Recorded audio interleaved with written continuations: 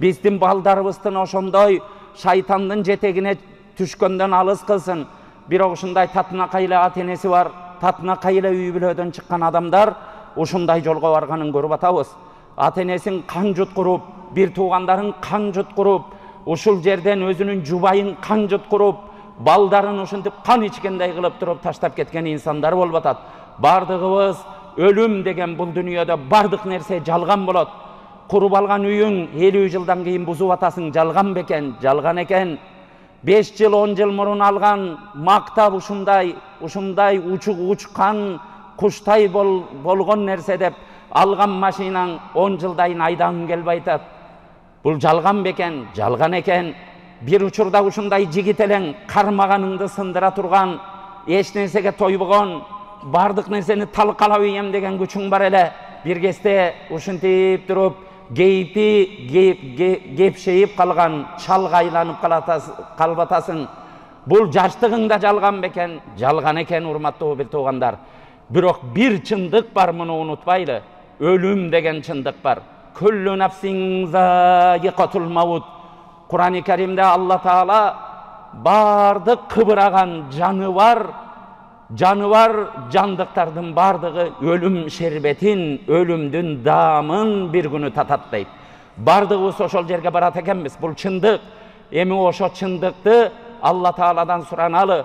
Аллахым я Раббал аламин, Кудайым иманымдан ажыратпа, ыхласымдан ажыратпа, өзүңө дайыма сежде кылайын, ушу кыска өмүрдө өзүңө жага турган иштерди кылайын, адамзатка пайдалуу болоюн. Кудайым жаман тагдырды көрсөтпө. Ушу эң негизги адам баласынын бардыгы жолуга турган бир чындык, бул өлүм деген чындык экен.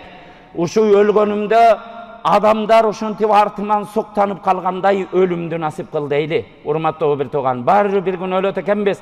Бирок өлгөн учурларымда ит өлгөндөй өлбөйүн. Өлгөн учурларымда арам өлүм менен өлбөйүн. Өлгөн учурларымда адамдар жаназама баргандан заарыканып калган ушундай абалда өлбөйүн. Кудайым ушу өзүңдүн кызматыңа кетип баратканда, мечитке ушинтип чуркап намазга кетип атканда, оозу морозо болуп атканда, балдарыма адал ырызкы табайын деп үйүмдөн ушундай бир пешене тер менен иштей турган бир ишиме кетип атканда, ниетим түз болуп атканда, мечитке келип сеждеде турганымда, үйлөрдө сеждеде турганымда, кандай болбосун Алла Таала өзүң ыраазы боло турган бир ишти кылып атканымда, ошол учурларда өлүм келсин деп бардыгыбыз дуа кылалы. Илгерки аалымдар ушундай дуа кылат эле. Таваффани муслиман ва алхиқни бис-салихин. О Аллахым, мени мусулман кылып өлтүр, мусулман абалда өлтүр. Анан кийин салихтер менен таза адамдарга мени улаштыр, таза адамдарга мени кош деп улуу аалымдардын дуасы эле. Урматтуу бир туугандар, бул нерселерди эмне үчүн айтып атабыз? Жерге бизде болуп аткан ооруларды бардыгыбыз дарылашыбыз керек. Аны коом жалпы дарылашы керек. Ушул денеңе, ушу жериңе бир манжаңдын үстүнө бир жара чыкса, ошо бул манжанын иши өзү дарылап алсын дебейбиз да. Бардык денеге ошого күрөшөт, ошону дарылаганга. Аны сен акылың менен аптекадан алып келип бир дары сүйкөйсүңбү, врачка барасыңбы, же Алла Таала жаратып койгон ичиңдеги сенин органдарың, сезимдериң күрөшөбү, бардыгы күрөшүп ошону дарылаганга аракет кылат.